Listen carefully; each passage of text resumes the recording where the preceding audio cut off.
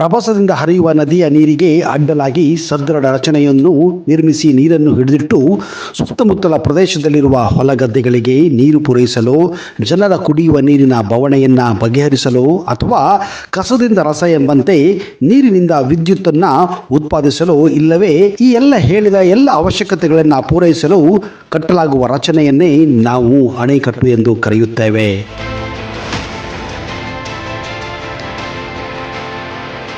ಅಣೆಕಟ್ಟುಗಳು ನಿಜವಾಗಿಯೂ ನೈಸರ್ಗಿಕ ಸಂಪನ್ಮೂಲಗಳನ್ನು ಪರಿಣಾಮಾತ್ಮಕವಾಗಿ ಬಳಸಿಕೊಳ್ಳುವುದರಲ್ಲಿ ಅತ್ಯಂತ ಮಹತ್ವದ ಪಾತ್ರವನ್ನು ವಹಿಸುತ್ತದೆ. ಇದರಂತೆ ಇವುಗಳ ನಿರ್ಮಾಣವು ಕೂಡ ಇತರೆ ಕಟ್ಟಡಗಳ ಹಾಗೆ ಇರುವುದಿಲ್ಲ.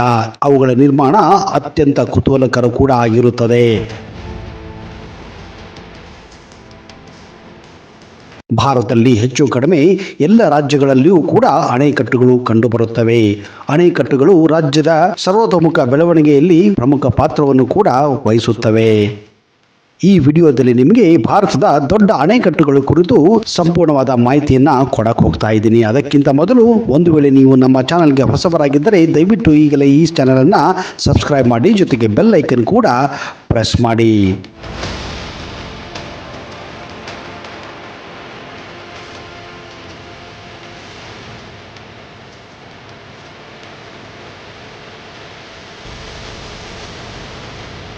ನಮಸ್ಕಾರ ಸ್ನೇಹಿತರೆ, ಫೋಕಸ್ ಯೂಟ್ಯೂಬ್ ಕನ್ನಡ ಚಾನಲ್ಗೆ ಸ್ವಾಗತ ಸುಸ್ವಾಗತ. ತೆಹರಿ ಅಣೆಕಟ್ಟು, ಹೌದು, ಇದು ಭಾರತದ ಅತಿ ಎತ್ತರದ ಅಣೆಕಟ್ಟಾಗಿದೆ. ಉತ್ತರಾಖಂಡ್ ರಾಜ್ಯದ ತೆಹರಿ ಗಢವಾಲ್ ಜಿಲ್ಲೆಯ ಪ್ರತಾಪನಗರ ಬಳಿ ಭಾಗೀರಥಿ ನದಿಗೆ ಈ ಅಣೆಕಟ್ಟನ್ನ ಅಡ್ಡಲಾಗಿ ಕಟ್ಟಲಾಗಿದೆ. 855 ಅಡಿಗಳಷ್ಟು ಎತ್ತರ ಹಾಗೂ 1886 ಅಡಿಗಳಷ್ಟು ಅಗಲವನ್ನು ಈ ಬೃಹತ್ ಅಣೆಕಟ್ಟು ಹೊಂದಿದೆ. ಜಲವಿದ್ಯುತ್ ಉತ್ಪಾದನೆ ಹಾಗೂ ನೀರಾವರಿ ಚಟುವಟಿಕೆಗಳಿಗಾಗಿ ಇದರ ನಿರ್ಮಾಣ ಮಾಡಲಾಗಿದೆ. ಇದು ಪ್ರಸ್ತುತ ವಿಶ್ವದ ಅತಿ ಎತ್ತರದ ಅಣೆಕಟ್ಟುಗಳ ಪಟ್ಟಿಯಲ್ಲಿ 10ನೇ ಸ್ಥಾನ ಹೊಂದಿದೆ. ಜಗತ್ತಿನಲ್ಲಿ ಅತಿ ಎತ್ತರದ ಅಣೆಕಟ್ಟು ಅದು ರೋಗನ್ ಅಣೆಕಟ್ಟು. ಇದು ತಜಿಕಿಸ್ತಾನ ಎಂಬ ದೇಶದಲ್ಲಿ ಕಂಡುಬರುತ್ತದೆ. 1978ರಲ್ಲಿ ಪ್ರಾರಂಭವಾದ ಈ ಅಣೆಕಟ್ಟಿನ ನಿರ್ಮಾಣ 2006ನಲ್ಲಿ ಕೊನೆಯ ಹಂತ ಮುಗಿದಿದೆ.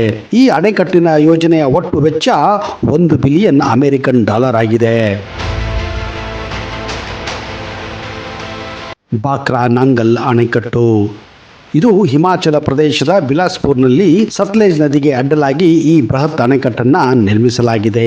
ಬಿಲಾಸ್ಪುರ್ ಜಿಲ್ಲೆಯಲ್ಲಿ ಉಪಸ್ಥಿತವಿರುವ ಈ ಅಣೆಕಟ್ಟಿಗೆ ಬಾಕ್ರಾ ಹಾಗೂ ನಂಗಲ್ ಎಂಬ ಹಳ್ಳಿಗಳ ಮಧ್ಯದಲ್ಲಿ ಈ ಅದ್ಭುತವಾದ ಅಣೆಕಟ್ಟನ್ನು ಕಟ್ಟಲಾಗಿದೆ. ಇದೇ ಕಾರಣ ಇದನ್ನ ಬಾಕ್ರಾ ನಂಗಲ್ ಅಣೆಕಟ್ಟೆಂದೇ ಕರೆಯಲಾಗುತ್ತದೆ. ಇದು ಭಾರತದ 2ನೇ ಅತಿ ಎತ್ತರದ ಅಣೆಕಟ್ಟು ಆಗಿದ್ದು 741 ಅಡಿ ಎತ್ತರ ಹಾಗೂ 1700 ಅಡಿ ಅಗಲವನ್ನು ಹೊಂದಿದೆ. ಬಾಕ್ರಾ ನಂಗಲ್ ಅಣೆಕಟ್ಟು ಭಾರತದ ಸ್ವಾತಂತ್ರ್ಯದ ನಂತರ ಕೈಗೊಂಡ ಆರಂಭಿಕ ನದಿ ಕಣಿವೆ ಅಭಿವೃದ್ಧಿ ಯೋಜನೆಯಲ್ಲಿ ಮೊಟ್ಟ ಮೊದಲನೇದಾಗಿದೆ.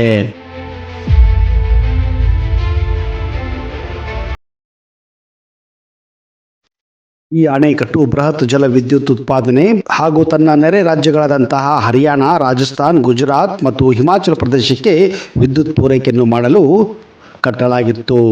ಈ ಅಣೆಕಟ್ಟು ಮುಂಗಾರಿನ ನೆರೆ ಹಾವಳಿಯನ್ನು ತಡೆಯುತ್ತದೆ. ಉತ್ತಮ ನೀರಾವರಿ ಅನುಕೂಲ ಮಾಡಿಕೊಡುವುದರಿಂದ ಈ ಪ್ರದೇಶದ ಕೃಷಿ ಉತ್ಪಾದನಾ ಮಟ್ಟವನ್ನು ಕೂಡ ಇದು ಹೆಚ್ಚಿಸಿದೆ. ಮಾನವ ನಿರ್ಮಿತ ಗೋವಿಂದ ಸಾಗರ ಎಂಬ ಜಲಾಶಯವು ಈ ಅಣೆಕಟ್ಟಿನಿಂದ ಹೊರಹೊಮ್ಮಿದೆ. ಹೀರಾಕೂಡ್ ಅಣೆಕಟ್ಟು, ಹೀರಾಕೂಡ್ ಅಣೆಕಟ್ಟು ಬುಡಕಟ್ಟು ರಾಜ್ಯ ಒಡಿಶಾದ ಮಹಾನದಿಗೆ ನಿರ್ಮಿಸಲಾಗಿರುವ ಜಗತ್ತಿನ ಅತಿ ಉದ್ದದ ಅಣೆಕಟ್ಟುಗಳ ಪೈಕಿ ಒಂದಾಗಿದೆ. ಮಹಾನದಿಗೆ ಅಡ್ಡಲಾಗಿ ಕಟ್ಟಲಾಗಿರುವ ಈ ಅಣೆಕಟ್ಟಿನ ಪ್ರದೇಶ ಸುಂದರವಾಗಿದ್ದು ಜನಪ್ರಿಯ ಪ್ರವಾಸಿ ತಾಣ ಕೂಡ ಆಗಿದೆ. ಅಂದಹಾಗೆ ಈ ಹೀರಾಕೂಡ್ ಅಣೆಕಟ್ಟು ಒರಿಸ್ಸಾದ ಪ್ರಮುಖ ನಗರವಾದಂತಹ ಸಂಬಲ್ಪುರ್ನಿಂದ 15 ಕಿಲೋಮೀಟರ್ ದೂರದಲ್ಲಿದೆ.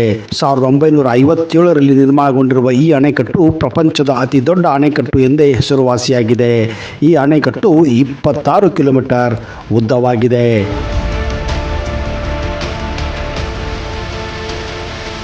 ಈ ಅಣೆಕಟ್ಟಿನಿಂದ ನಿರ್ಮಾಣಗೊಂಡಿರುವ ಕೃತಕ ಕೊಳ ಇದರ ಪ್ರಾಕೃತಿಕ ಸೌಂದರ್ಯವನ್ನು ಹೆಚ್ಚಿಸಿದೆ.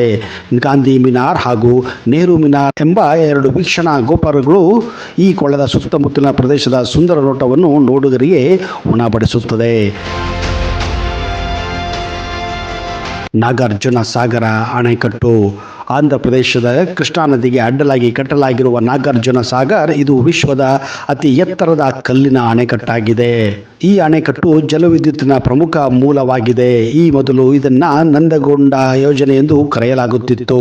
ಅಂದ ಹಾಗೆ ಈ ನಾಗಾರ್ಜುನ ಅಣೆಕಟ್ಟು 124 ಮೀಟರ್ ಎತ್ತರ ಹಾಗೂ 1 ಕಿಲೋಮೀಟರ್ ಉದ್ದವನ್ನು ಹೊಂದಿದೆ. ಈ ಅಣೆಕಟ್ಟಿಗೆ 26 ಗೇಟುಗಳಿವೆ.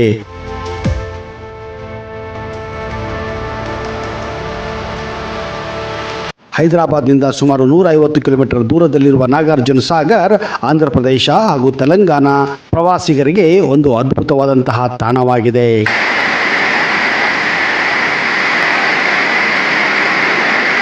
ಕೃಷ್ಣಾ ನದಿಗೆ ನಿರ್ಮಿಸಲಾಗಿರುವ ಪ್ರಸಿದ್ಧ ನೀರಾವರಿ ಅಣೆಕಟ್ಟು ಇದಾಗಿದೆ.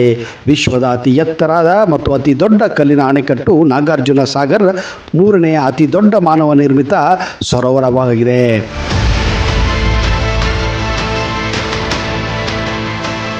ಸರ್ದಾರ್ ಸರೋವರ್ ಡ್ಯಾಮ್. ಸರ್ದಾರ್ ಸರೋವರ ಅಣೆಕಟ್ಟು ಭಾರತದ ಗುಜರಾತ್ ರಾಜ್ಯದ ನರ್ಮದಾ ಜಿಲ್ಲೆಯ ಕೆವಾಡಿಯಾ ಪಟ್ಟಣದ ಬಳಿ ನೌಗಮ್ ಎಂಬಲ್ಲಿ ನರ್ಮದಾ ನದಿಯ ಮೇಲೆ ನಿರ್ಮಿಸಲಾಗಿರುವಂತಹ ಕಾಂಕ್ರೀಟ್ ಗುರುತ್ವಾಕರ್ಷಣೆಯ ಅಣೆಕಟ್ಟಾಗಿದೆ. ಇದು ವಿಶ್ವದ 2ನೇ ಅತಿ ದೊಡ್ಡ ಕಾಂಕ್ರೀಟ್ ಅಣೆಕಟ್ಟು.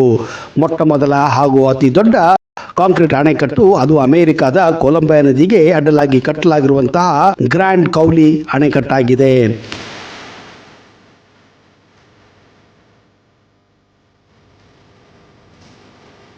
ಈ ಅಣೆಕಟ್ಟು ಭಾರತದ 4 ರಾಜ್ಯಗಳಿಗೆ ನೀರು ಹಾಗೂ ವಿದ್ಯುತ್ತನ್ನು ಪೂರೈಸುತ್ತದೆ. ಅದರಲ್ಲಿ ಗುಜರಾತ್, ಮಧ್ಯಪ್ರದೇಶ್, ಮಹಾರಾಷ್ಟ್ರ ಹಾಗೂ ರಾಜಸ್ಥಾನಗಳಾಗಿವೆ.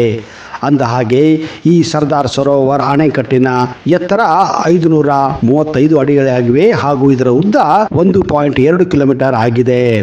ಅಂದ ಹಾಗೆ ಇಲ್ಲಿಯೇ ನಿಮಗೆ ದ ಸ್ಟ್ಯಾಚ್ಯೂ ಆಫ್ ಯೂನಿಟಿ ಅಂದರೆ ಸರ್ದಾರ್ ವಲ್ಲಭಾಯ್ ಪಟೇಲ್ ಅವರ ಅದ್ಭುತವಾದಂತಹ ಪ್ರತಿಮೆಯನ್ನು ಕೂಡ ಇಲ್ಲಿ ಇತ್ತೀಚೆಗೆ ಕಟ್ಟಲಾಗಿದೆ. ಇದನ್ನ ನಮ್ಮ ಭಾರತದ ಹೆಮ್ಮೆಯ ಪ್ರಧಾನಮಂತ್ರಿ ನರೇಂದ್ರ ಮೋದಿ ವಿಶ್ವಕ್ಕೆ ಸಮರ್ಪಿಸಿದ್ದರು. ಸ್ನೇಹಿತರೆ, ಅಣೆಕಟ್ಟುಗಳ ಬಗ್ಗೆ ಒಂದೇ ಕಂತಿನಲ್ಲಿ ಹೇಳಲು ಸಾಧ್ಯವಿಲ್ಲ. ಮುಂದಿನ ಸಂಚಿಕೆಯಲ್ಲಿ ಕರ್ನಾಟಕದ ಪ್ರಮುಖ ಹಾಗೂ ಅತಿ ದೊಡ್ಡ ಅಣೆಕಟ್ಟುಗಳ ಸಂಪೂರ್ಣವಾದ ಮಾಹಿತಿಯನ್ನು ಕೊಡಕ್ಕೆ ಹೋಗ್ತಾ ಇದ್ದೀನಿ. ಅಲ್ಲಿಯವರೆಗೆ ಜೈ ಹಿಂದ್, ಜೈ Karnataka. Keep watching focus Kannada.